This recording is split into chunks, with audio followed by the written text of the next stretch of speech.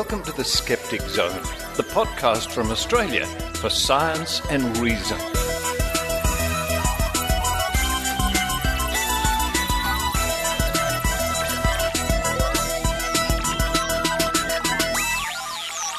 Hello and welcome to the Skeptic Zone, episode number 429 for the 8th of January 2017.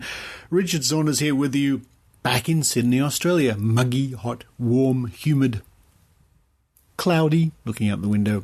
Sydney, Australia. Nice to be back in Australia. Nice to see Henrietta and Maud, the Skeptic Zone cats. As soon as I walked in the door, they looked at me and said, "Time for food." Yes, they haven't changed a bit. Thank you to the wonderful people I saw in the United States on my recent trip. Thank you to the people who helped put together my talks over there. Wow, what a great time I had. I really enjoyed that very much. And a big thank you to the Dunning family who looked after me so well in Southern California. And in fact, later on in this episode, you'll be hearing from up-and-coming young geologist Andrew Dunning as he and I explore the Brea Tar Pits. Yeah, fantastic area in Los Angeles, the Brea Tar Pits and the associated museum. Wow, what a magical place it is. Who would have ever thought that tar could be interesting? It is, because of all the remains of long extinct animals they dig out of these tar pits. Find out more later on in the show. And also included in that report is a visit to the Space Shuttle Endeavour, which is also on display in Los Angeles. Links to those places in the show notes, but what an interesting day I had exploring the science on offer in Los Angeles. But before we get to that report, I better tell you that we've got a new reporter on the Skeptic Zone, Mandy-Lee Noble. And her segment is going to be called The Diet Skeptic. Mandy-Lee Noble is a dietitian and skeptic from Brisbane up in Queensland, dedicated to exposing health and wellness woo and promoting inclusive evidence-based healthcare. Member of the Dietitians Association of Australia, registered Australian independent dietitian nutritionist. Wow, the Diet Skeptic. What's good to eat? What's bad to eat? What shouldn't you eat? What can I eat? What's downstairs for me to eat? Find out with the Diet Skeptic, a very first report, coming up at the top of the show. Also in this week's show, we hear once again from Dr. Danny Chambers, the vet, you will remember, in the UK, who is mounting a very strong campaign against homeopathic veterinary care. Homeopathic veterinary care. Vets who prescribe homeopathy instead of real medicine. Well, he wrote an article for the Veterinary Times. It's also published online. And that's what I'll be reading out today. Homeopathic veterinary care? I don't think so. Also, in this week's show, we have a couple of reports from Brew Ha Ha from AustraliaScience.tv. This week, it's Casey Harrigan. Now, those people who listen to the Skepticality podcast, on a very recent episode, I think the most recent episode, there's an interview with me, conducted by Susan Gerbic from Guerrilla Skepticism on Wikipedia. Thank you, Derek from Skepticality, and thank you, Susan Gerbic. It was a lot of fun being interviewed. The tables were turned on me for a change, and the tables were turned earlier this morning, very early, about 5:30 a.m. my time, but that's okay, I'm jet-lagged, where I was interviewed by the ESP podcast. And I think that'll be coming up pretty soon on that particular show. So thanks to the ESP for interviewing me. And now here's something that's not skeptical in the least. Hear this wonderful music? Recently, my brother and a friend went and travelled around Cuba. They had a wonderful time listening to the local music. And as a result, there is now a Kickstarter page, and the aim is to help produce a new album of true Cuban music.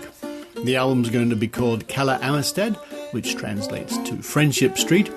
It's going to be an album of new music in the Sun style, as created by the next wave of musicians from Cuba. Wow, if you love Latin music and that sort of beat and that sort of rhythm and that sort of music, why not check it out? There's a link on this week's show notes, and I've put a little banner on the website of the Skeptic Zone. If you like that sort of thing, well, why not help out? Again, not much to do with skepticism, but it's nice to help out my friends and family from time to time. But that's enough from me right now. I'm going to run down... Oh, before I run downstairs... Now, where? Ah, here they are. Here they are. Now, hear this? It's a packet of mints. Yes, mints I picked up in the United States. The flavour is called wintergreen, and you can't get that flavour in Australia as far as I know, and it's my instant favourite. Wintergreen mints. I wonder if you like them. Now, people who know me, when I go to the United States, I always take a packet of musk sticks with me, the traditional Australian candy, and watch the faces of poor Americans as they try to eat it. Many people spit it out. Well, I was offering some wintergreen mints around the Australian Skeptics Committee just yesterday when I was catching up with everybody, and I got similar expressions on their faces. Do you like wintergreen? Can I get wintergreen in Australia? These are important questions, folks. I must be really jet-lagged. I'm going to run downstairs.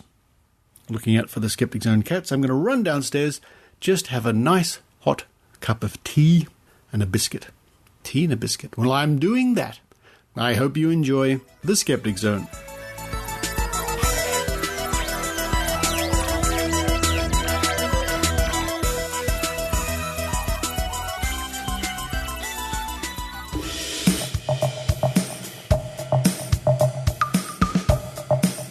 That looks good enough to eat. Or does it? Here's the Diet Skeptic, Mandy-Lee Noble. Hello, Skeptic Zone listeners. Mandy-Lee Noble here, dietitian and skeptic, reporting from Brisbane. As the Diet Skeptic, I hope to bring you many reports on my favourite skeptic topic, health and wellness woo, as well as reports on the other fantastic skeptic activities happening here in Queensland.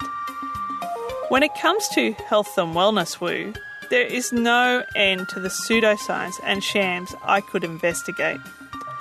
But for my very first report for the Skeptic Zone, I have chosen MTHFR Gene Testing and Treatments.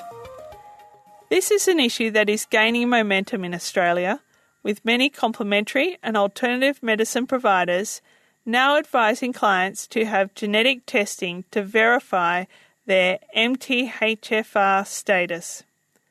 There is a dedicated MTHFR clinic in Sydney called MTHFR Support Australia. The clinic was founded by naturopath Carolyn Ladowski. It provides consultations, interpretations of genetic test results, educational webinars, and a range of exorbitantly overpriced supplements. Unfortunately, I also need to mention that MTHFR diagnosis and treatment is being practiced by a small number of GPs and dietitians, and in many cases, Medicare is currently funding MTHFR testing. So, what is MTHFR? It is an acronym for methylene tetrahydrofolate reductase, an enzyme involved in the metabolism of folate, allowing it to perform important functions in DNA replication and maintenance. The MTHFR enzyme is coded from the MTHFR gene, which has a small number of variations in the population. The variant enzymes are functional but less efficient. We all have 2 copies of each gene, and the majority of people have at least one MTHFR gene that codes a less efficient enzyme. Genetic variance makes us robust as a species, and gene changes are not necessarily associated with disease. The different blood groups, A, B and O, are an example of gene variants. So, what are the implications of MTHFR? Studies show people with MTHFR variants in addition to a poor diet low in folate, may have reduced blood folate and increased homocysteine levels. Homocysteine levels have been associated with cardiovascular disease, cancer, autism, mental illness, as well as recurrent pregnancy loss and neural tube defects. However, the current evidence for all of these associations is described as either weak or inconclusive. Health authorities both here in Australia and internationally recommend not testing for the MTHFR variants in regards to any health condition, as MTHFR status is not relevant for diagnosis or treatment. So, are there possible benefits of MTHFR variants?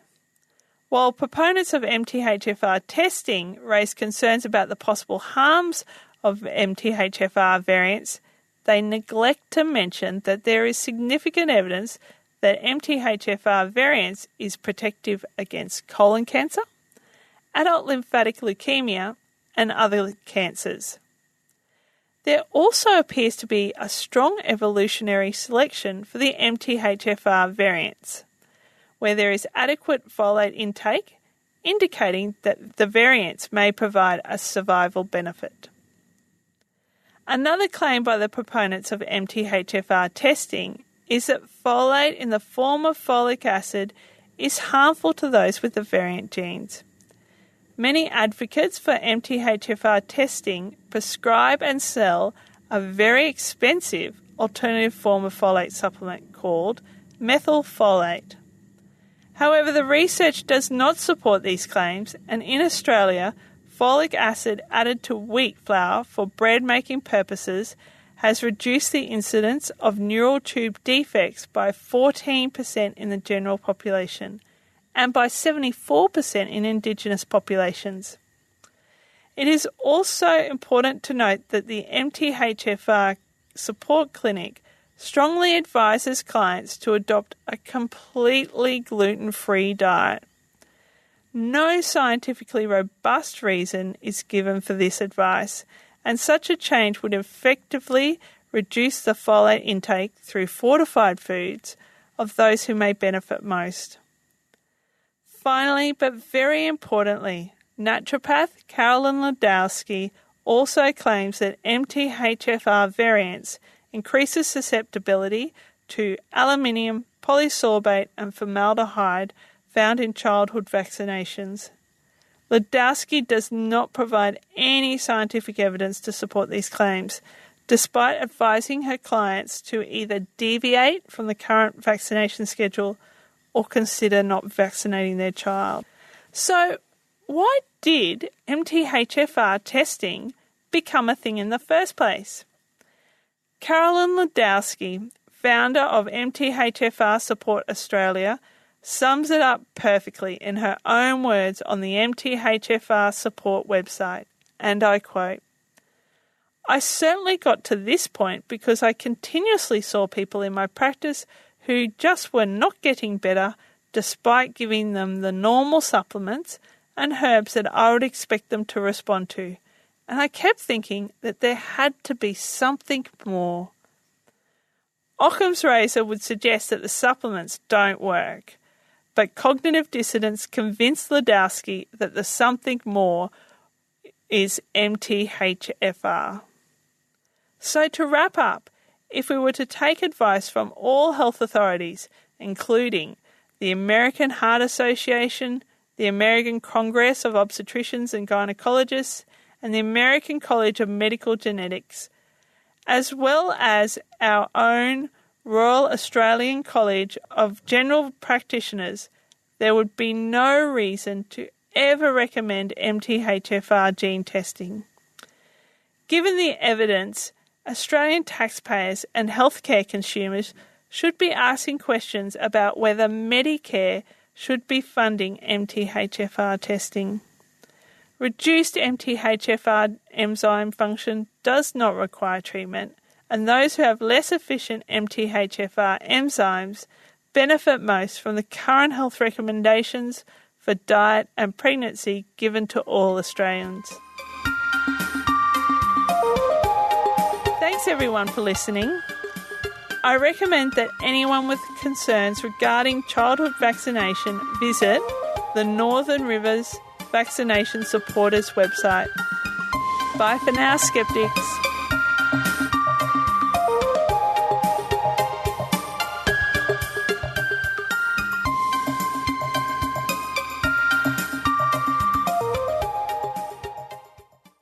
It never ends. A friend starts talking about his new Reiki master, and someone else just posted about another all-natural cancer cure that they don't want you to know about. As skeptics, we dedicate a lot of time trying to protect those around us, but there's a way that you can reach millions. Guerrilla Skepticism on Wikipedia is a group that is working to keep the best skeptical information at everyone's fingertips in all languages. Join us. Training is self-paced and fun, and we have our very own super secret Facebook group. You will be educating the world in your sleep. To find out more, email us at gsowteam@gmail.com. Guerrilla Skepticism. The time is now. Music by bensound.com.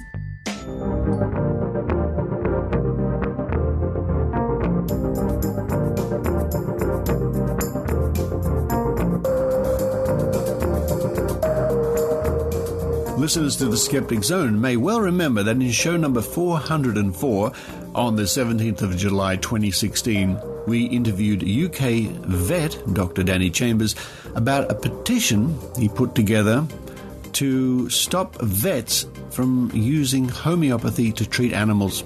We're pleased to bring you an update on the story in the way of an item written by Dr. Danny Chambers. Published in the Veterinary Times, UK, why the Royal College of Veterinary Surgeons must prevent vets from prescribing homeopathy. The case against homeopathy has never been clearer, with every well-controlled study showing these remedies are no more effective than a placebo. This is to be expected, as homeopathic treatments contain no active substances at all. The reason I started this campaign was because I figured I can't be the only vet who no longer wants to have to see animals whose perfectly treatable conditions have been left to deteriorate because their owners and vets were convinced homeopathic remedies would do the trick. Given more than 1,100 of my veterinary colleagues signed the petition, it appears I was right. It is clear to me treating animals with homeopathy, at best, leads to unnecessary suffering and reduced likelihood of a full recovery, and, at worst, as with a case of a horse I saw that had been treated for Cushing's syndrome and chronic laminitis, homeopathically, conditions deteriorate so severely that euthanasia is the only option. I also feel very strongly the use of homeopathy and other pseudoscientific treatments in the profession gives it a bad name. Members of the public expect, when they see a vet, to get advice that represents the best treatment based on the totality of experience and expertise of a medical profession. In the case of homeopathy, they are instead given treatment based on the personal beliefs of an extreme fringe that directly contradicts the wealth of evidence gathered by the veterinary field. This clearly undermines the reputation of the entire field as being reliable, responsible, and robust. So, if it is only a minority of vets, why is it important? Given more than 22,000 registered vets exist, the 200 or fewer who practice homeopathy, in fact an article cited 50 vets licensed to practice homeopathy, represent around 0.25 to 1% of the profession. Yet, if the Royal College of Veterinary Surgeons fails to end the prescription of homeopathic remedies by this fringe group of vets, it is an implicit endorsement of their use of these treatments. It would, therefore, also be an implicit acceptance of vets who place animal welfare at risk by putting their personal beliefs ahead of evidence-based medicine and the body of knowledge our profession has accrued. That these treatments are offered by qualified vets suggests to the public Homeopathy is not a wacky pseudoscience, but an equivalent, legitimate option, perhaps just as effective as conventional medicine. They may be more likely to use it on themselves or their children. As some high-profile media cases have highlighted, the consequences of well-meaning parents using homeopathic remedies to treat children suffering from meningitis can be tragic. Preventing vets from using homeopathy would send a clear message to the public of it not being approved by medical professionals, not being a genuine, effective treatment, and being firmly in the, quote, alternative, end quote, and, in fact, disproven, camp, with no backing by conventionally trained professionals. While the number of companion animals that may suffer as a result of using homeopathic remedies is relatively small, given the fringe nature of belief in homeopathy among vets, clearly, causing an amount of avoidable suffering is deeply unethical. Furthermore, if a vet who believed passionately in homeopathy was to raise to the position of CVO, the potential damage done when forming government policy regarding antimicrobial resistance or disease outbreaks could be catastrophic. I have regularly worked on rabies control projects in India to prevent dogs from dying of rabies and to prevent the disease infecting and killing people too. In Jaipur, as a result of vaccinating and neutering 85% of the street dog population, no reported human cases of rabies have occurred since 2003. In 2016, I worked on a post-conflict livestock vaccination program in Iraq to help improve food security. These are projects that affect not just animal welfare, but human well-being too. If I was a homeopathic vet, imagine the time, money, and lives that would have been wasted if I thought homeopathic no-doses could prevent rabies in dogs, or were a substitute for foot and mouth disease vaccination in sheep and goats. This would, rightly, be viewed as ridiculous, and no competent vet would use homeopathy in those situations, yet we know colleagues who put their faith in homeopathy offer no-doses in the place of vaccination. The Royal College of Veterinary Surgeons states one reason for permitting vets to prescribe homeopathy is pet owners will want to use homeopathic treatments anyway, so it is better for a vet to administer this, as he or she will be better placed to monitor the welfare. It does not want homeopathic treatments to be forced, quote, underground, end quote. On the surface, this argument appears to make sense, but I believe it is flawed for a number of reasons. Firstly, it does not make any difference to the animal whether effective treatment or painkillers are withheld by a layperson or a qualified vet. A layperson can be prosecuted for not seeking veterinary treatment if he or she gives homeopathy instead of appropriate interventions. However, if he or she goes to a homeopathic vet, the outcome is the same for the animal, but neither the owner nor the vet face any rebuke, and the owner does not realize he or she has been done a disservice. Secondly, I don't believe homeopathic vets are best placed to monitor animal welfare because, I feel, their belief in a disproven modality casts doubts on their critical judgment. Take the example of a cat with hypothyroidism. If a homeopathic vet is willing to administer homeopathy instead of appropriate treatment, we know this lack of valid treatment can cause the animal's health to deteriorate. At what point do we trust the homeopathic vet to stop giving the homeopathy and treat the animal properly? When it develops renal failure? When its weight drops below a certain amount? Likewise, if he or she is willing to treat a horse with laminitis with homeopathy, can we trust him or her to monitor welfare by giving proper treatment at some point? Maybe, when the heart rate is more than 60 beats per minute, or when there is visible rotation of the pedal bones on radiographs. The British Association of Homeopathic Veterinary Surgeons, BAHVS, claims to cure cancer with homeopathy. And Jeff Johnson, the homeopath whose claims the BAHVS features prominently on its website, claimed during an interview with the BBC that he was treating, quote, many, end quote, dogs with a view to curing their cancer. He told the BBC's Victoria Derbyshire his ability to cure cancer with homeopathy was one of the main reasons animal owners choose to get treatment from him. I do not believe we, nor the public, are able to trust the clinical judgment of vets who believe they can cure cancer with homeopathy. Instead, these animals need appropriate treatment or possibly euthanasia.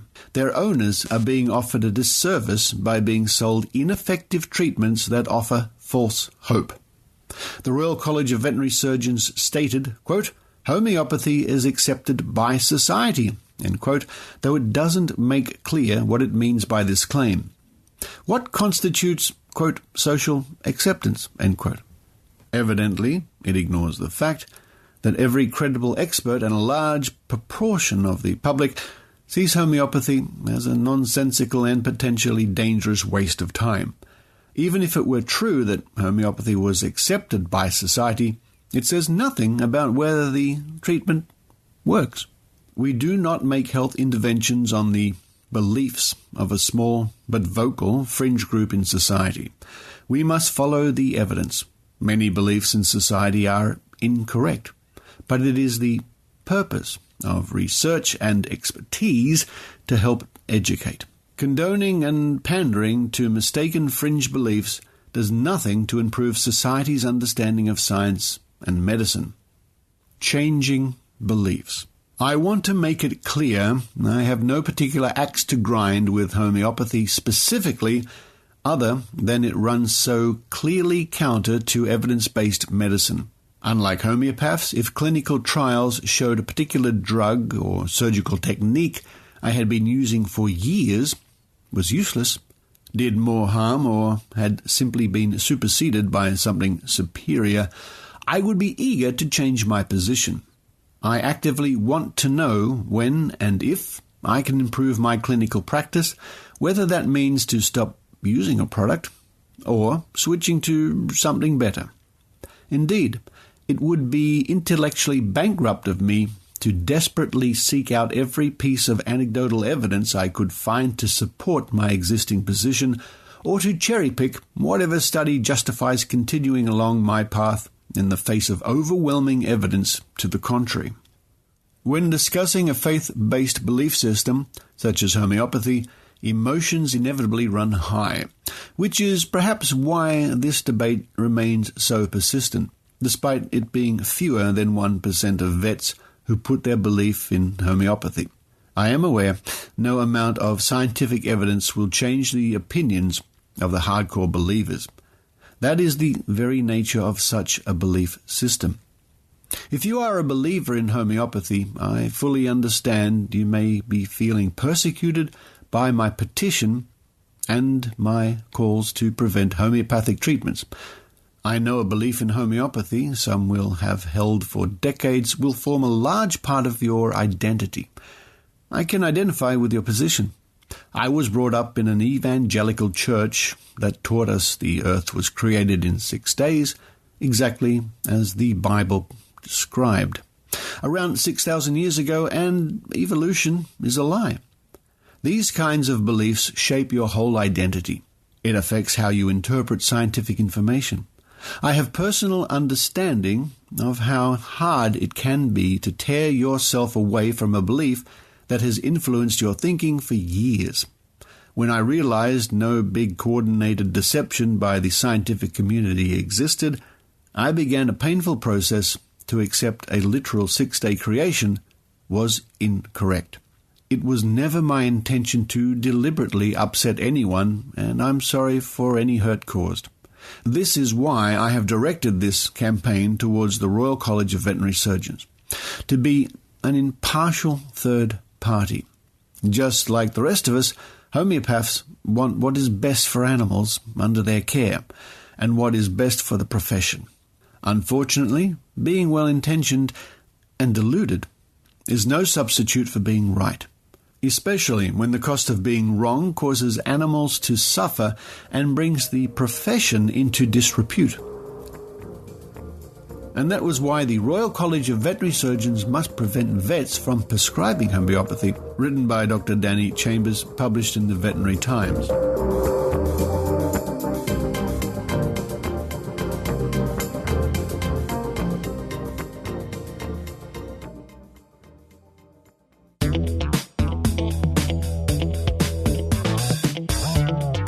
And now, direct from the cafe at Australia's Science Channel, it's Brew Ha Ha with Casey Harrigan.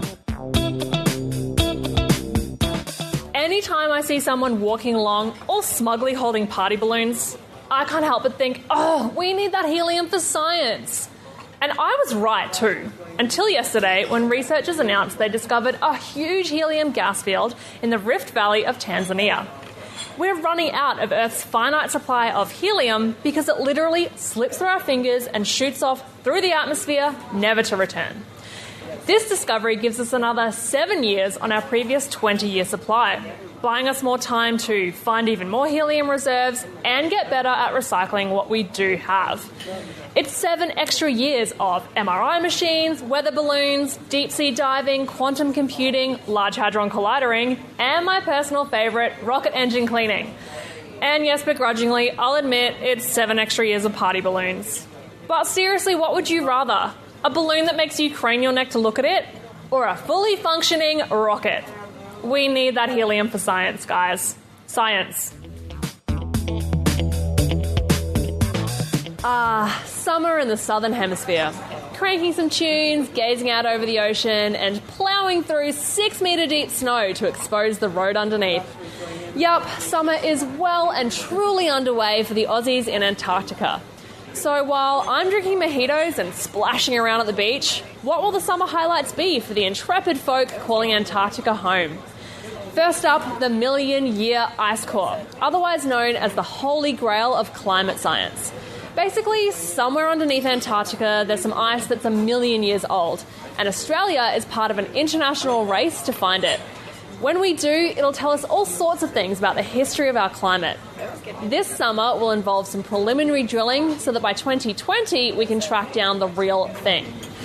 Meanwhile, the largest ever all-female expedition to Antarctica is underway. 76 women from all sorts of scientific disciplines, like astronomers, engineers, physicists, doctors, social scientists, and teachers, are chilling out together on the voyage as part of a larger project to develop women's leadership in science. Also because women should have just as many opportunities to see penguins in the wild as men. So no matter who you are or where you are, have a great summer. For more Brew Ha Ha and Australian science, head for www.australiascience.tv. You told me that aliens really exist. You met them and swooned. Sziasztok! Всем привет! Hejsan allihop! Guys, I just had the most amazing experience. What experience, Andras? Andras, have you been to the pub? I told you not to hang out with Marsh. You know he was blessed by Peter Popov. No, Yelena, I'm not talking about psychics. It was a real ESP experience. You have been to the pub. Either that or you've been smoking something. No, Pontus, the ESP is the European Skeptics podcast. It's the most amazing thing. You get to know so much about skeptics and their activities across Europe. You know, events, hot topics, and interviews with lots of interesting people. Oh wow, cool. By the way, Pontus, you just committed the false dichotomy fallacy. I guess that means I'm really wrong. Yep. And you can even learn about those fallacies on the show and hear about people spreading silly ideas. You should really check it out. It's the ESP, the European Skeptics Podcast. It's on every week. Alright, so where can I get this ESP experience? It sounds good. You can go online at theesp.eu, follow it on Twitter at espodcast_EU, or like the podcast on Facebook. Oh, and you can also contact the show by sending them an email to info@theesp.eu. And if you want to subscribe, do a quick search for the European Skeptic Podcast on SoundCloud, iTunes, or Stitcher. I don't know how you can believe.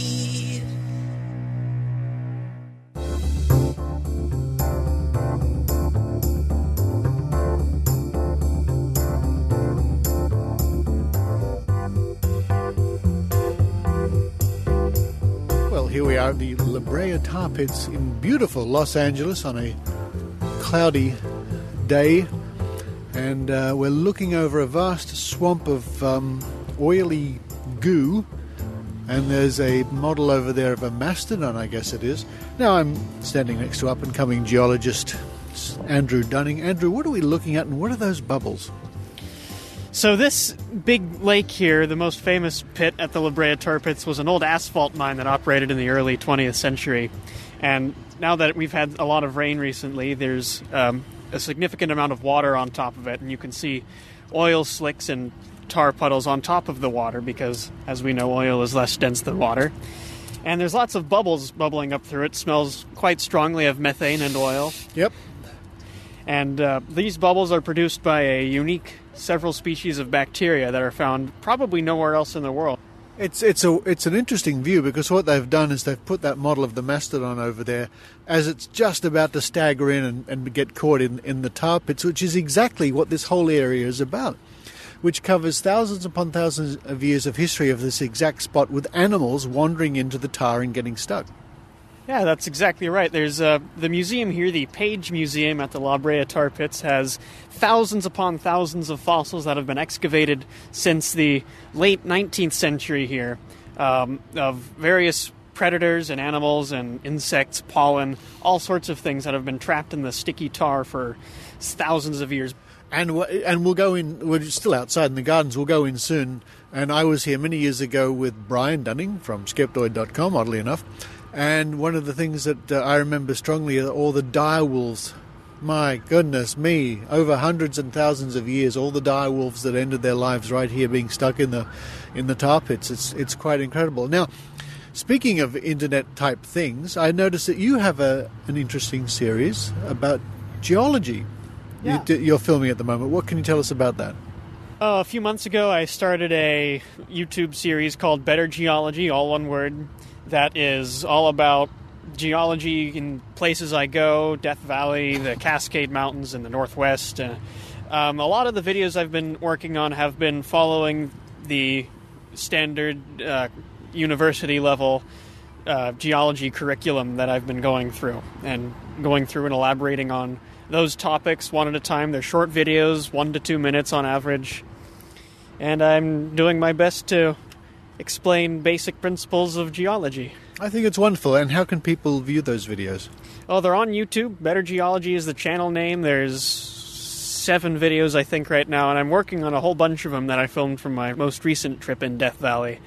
And they should be coming up in the coming weeks. Excellent. Well, folks, look, I'll definitely link to Better Geology on the show notes. We better wander around now, around past this tree. This is all fenced off, of course, but it's a giant black pool, folks, if you can imagine that, with various models of animals about to go into the tar. In fact, there's a poor mastodon over there in its death throes, it seems to me, and lots of bubbling methane and all sorts of things bubbling up.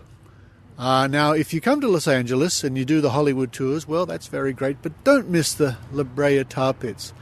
It's my second time here, and I can't wait to go back inside and look at all the history and the science. So we're now in the main exhibit area of the tar pits here. What do we have here? A ground sloth, which is about 2 meters tall.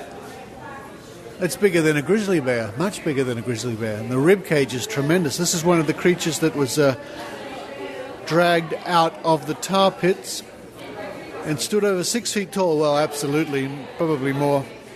And it says here weighed 1,500 pounds, which I can believe. It's nice to see so many people here, lots of kids milling around. And there are guides talking about the California saber-tooth. And if we look in this little display, there's one looking back at us. And oh, hello. We're doing a podcast from Sydney, Australia at the moment. Welcome to Los Angeles. Thank you. And your name is? It's Trisha Kazazian. And you're one of the guides here? I'm one of the volunteers here. I used to come here as a child 30 years ago, so now I work here with the children in the program. And this is a saber-toothed cat. Wow, and she's holding this remarkable skull. Is that a real skull or a cast? This is actually a cast because I'm very clumsy and I break everything, so they didn't trust me. But yes, everything else you see here was found in this area. But it's tremendous. I mean, look at those saber teeth. That's amazing, absolutely isn't this? amazing. California is really a pot of gold. There are so many amazing treasures that you can be found in California. So I advise everyone, instead of going, there's a million places you can see a beautiful oceans and beautiful mountains, but where can you actually come and find things like this and touch them and the kids can play? Yeah. And it's an amazing time to come, and especially in the middle of a city. It is, and I'm pleased to see so many people here milling around, lots of children. And when did these poor creatures, the saber-toothed cats, is it saber-toothed cats? Is that It's the term? saber-toothed cat, yes. Yeah. Most people think it's a tiger, but it's not. It's a cat, yes. But they've been around quite a long time, and we have found hundreds of these. So this was a very prime area. There was a lot of marshes, a lot of hunting, a lot of plants. It was just such a great breeding area. That's why we found so many, like the dire wolf. Yeah, yeah. If you've seen how many we've found here. Many, indeed. Still, we're finding today. We have people, excavators outside. Still, just today, every day we're finding new things. That's incredible. Job security. Well, thank you for showing me that. It's hard to describe to the listeners exactly what we're looking at, but it's a really impressive skull, and I'm sure those teeth could have done some damage. Yes. Oh, much damage, but welcome to Los Angeles, and everyone is welcome. Please come and enjoy the Tar Pits and the Natural History Museum anytime. We are always welcome. Thank you. Bye-bye. It's a woolly mammoth with the great curved tusks. It's like a model. It's swaying. But if I walk just behind it, there's a skeleton here of a mammoth, which is, I couldn't have said it better myself. It's huge, Andrew Dunning. This is a huge animal. Yes, it is. That's all you have to say about it, really. I'd say the leg bones and the shoulder blades they're enormous, far bigger than probably most modern elephants, except for the largest African bulls. The forearms and the forelegs are at their widest, probably between 6 and 8 inches wide. They're narrowest. They're just massive. It's hard to describe the scale. If we walk around here, we can actually stand under the tusks, which are tremendously long and curved right around. Again, it's hard to describe the scale of this animal. It's almost like looking at a dinosaur museum and seeing a reasonably large dinosaur, but this is a mammal. Now, this is a working scientific institution, and we're at the big glass case here with the paleontology laboratory, and through the glass here we can see 1, 2, 3 scientists hard at work sorting out miniature fossils, and they're looking for tiny little bits of bone fragment right in front of us, and what they're looking at through their microscope is also projected on a large screen, so we can see exactly the tiny fragments these scientists are trying to discover. And there's a row of microscopes along here with various displays and animals. So it's a fascinating place. It really is an interesting, worthwhile place to come to as I walk around. Lots of displays and skulls and skeletons, and we can hear some of the history of the tar pits dating back to the early part of last century with photographs of excavations and lots of bones. In another window here we can look right into a scientist hard at work cataloguing. And she's got camel bones. Camels. Yeah. They're cataloguing camels. And there's all these bones laid out in front of us, and the scientist behind the glass panel there has got a little photographic, what is it, an iPhone? No, it's not an iPhone, it's like a video camera sort of device. Anyway, and she's busily photographing endless camel bones. Well, camels used to be quite common in this part of California until the end of the last ice age, when the climate changed, and eventually it became uninhabitable for them. So they died. What a pity. That's just too bad. I'm sorry to hear that. But I didn't remember that the camels used to be here. Well.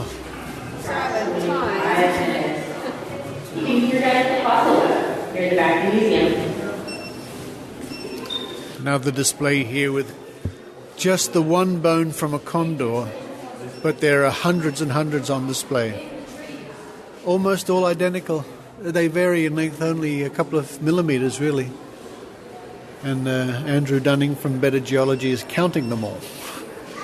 So it's 7 by 75, which is... And he gets out his calculator, because I can't do these quick mathematics. 525 lower right leg bones from condors.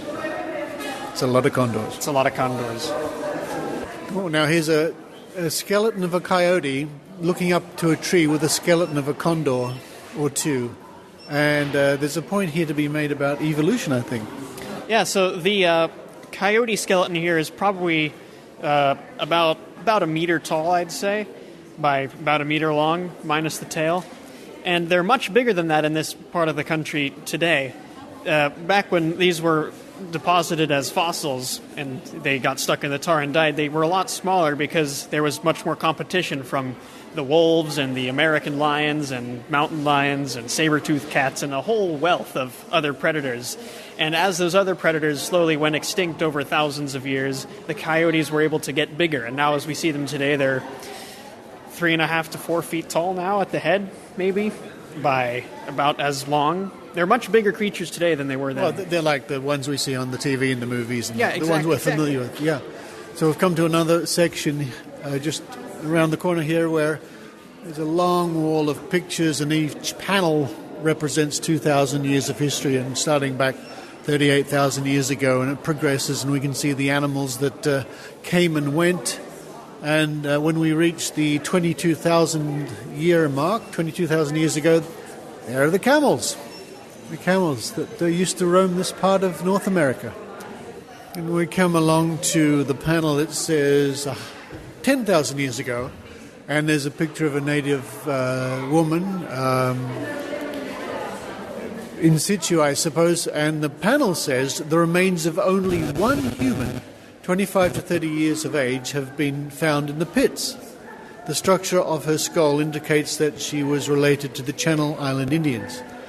This is the way La Brea woman may have appeared with the picture so described. So that's interesting. The whole history of this area and all the thousands upon thousands of bones they're getting out, only one human has been discovered. It's pretty amazing. Yeah. They may have known that the tar pits were not a good place to go, that you could get stuck in. And from my further reading, it is determined that she may have been interred in the tar pits ceremonially. I was thinking that could have been the case. That instead of her wandering in and getting stuck, the humans might have been a bit too clever for that they could have done that.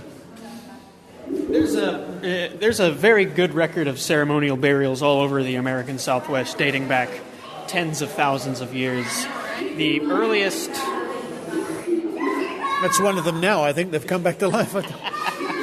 But the oldest human burial sites that I know of date back about 8,000 years in the Death Valley area. The only reason there's so much tar in this one is because that's where they bubble. I mean, that's where they put all of the stuff that they dig out. Put all into there. We're back out in the garden, the grounds, I should say. Again, we're walking around to an active excavation, and we're walking through fenced-off tar pits. And I'm delighted to say, when we're in there, there's tar on our feet. We're stepping in tar. I'm delighted to say that we actually made a little Better Geology video, which Andrew will no doubt be editing soon. So you can marvel at that, hopefully before long. Now we'll just walk down these steps. Lots of little buildings, like temporary buildings here, coming up to one that says Pit 91. And on the outside of the building, it actually shows you the animals they've excavated from the pit and how many. So we'll just walk inside, and it's like a little viewing platform, and we look down through the glass into one of the pits. which is bubbling like crazy down there. It's all sort of like you see in the movies. They've got the grid pattern, but it's just an oily, dark pit which they have to go into to retrieve the bones. Well, the day here at the Brea Tar Pits, the Page Museum, is coming to an end. Andrew, we were just looking at the poor mammoths there stuck in the... Oh, look, some more gas coming up. There's so much. It's like... I almost thought there's someone underneath with a straw going... And every now and then they have to come up for air, but there's lots of natural gas coming up. Yeah, the bubbles are coming up all the time, 24 hours a day. For thousands of years. For thousands of years. As long as the tar pits have been here, they will always continue to bubble up methane from underground. It's an amazing place. So once again, our recommendation from the Skeptic Zone to you, dear listener, if you're in Los Angeles, make sure you spare some time for the Brea Tar Pits. And now I find myself in a giant hangar which displays the Space Shuttle Endeavour. And it is a remarkable sight. It's close up. It's not as clean and white as you might imagine. It's got obvious signs of space wear and tear, I guess you would say. But it is just magnificent to be in the same building as a space shuttle, and I can walk right around it and underneath it and look up to the huge fin at the back, the tail. And I'm approaching the front of Endeavour now. Retro rocket ports along the back here at the front too. Andrew Dunning, it's a spectacular sight. Yes, it is. And you could spend hours in here just inspecting. And when you get up close, you can actually read the individual tiles, which is interesting. And you'll notice each individual tile has an individual serial number. Yeah, which we was needed to keep track of them very closely, so if any of them went wrong or had the slightest defect, they could be tracked down. They did ultrasonic testing of every individual tile before it went up to make sure they were all in working order. Because as we remember from the Columbia, one wrong tile can make the whole thing It certainly go wrong. can, yeah. And what I find interesting is if we walk up closer to the edge here, to the side, now we're on the left front side of the space shuttle under the cockpit. And we've got writing here for exhaust, what's that, purge port over there, and escape instructions, or big arrows to where the escape is. And on the other side there is equal... It's like on racing cars, you see things on the outside that say battery here and all this sort of thing. So the same was on the space shuttle. Now I'm walking right under the very nose, right at the front of the space shuttle, where you can see the scoring and the marking. And again, each tile is individually labelled. I guess I'm about 5 feet under the tip of the nose, walking around to the other side now. And the views are magnificent, looking down the side of the space shuttle to the back wings, or the wings. Now I'm clear around the other side. I can look up under the cockpit and cut here for emergency rescue, and so on and so forth. And also here are details of every shuttle mission and other displays. So another wonderful thing to do if you find yourself in Los Angeles. It's well worth your time to see this awe-inspiring space shuttle.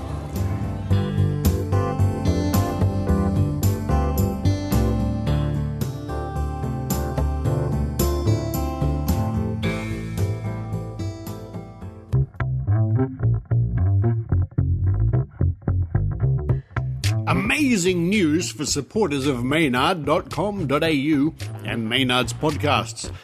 You are entitled, yes you are entitled to download the 2017 Maynard calendar. Be the first person on your block and your city, perhaps even your country, to own the 2017 Maynard calendar. Yes, spend every month with Maynard. For more information, visit www.maynard.com.au and send Maynard a message asking about your 2017 Maynard downloadable printable calendar.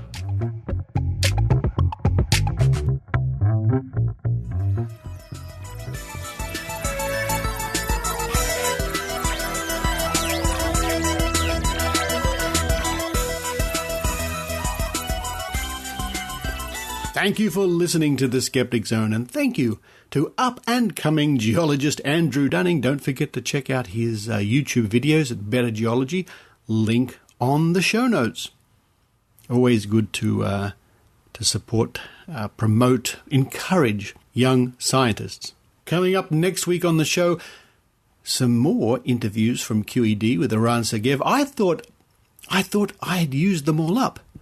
But when I came back to Australia and I looked on my drive where I keep some of the show files, I discovered some more interviews from QED. Wonderful stuff.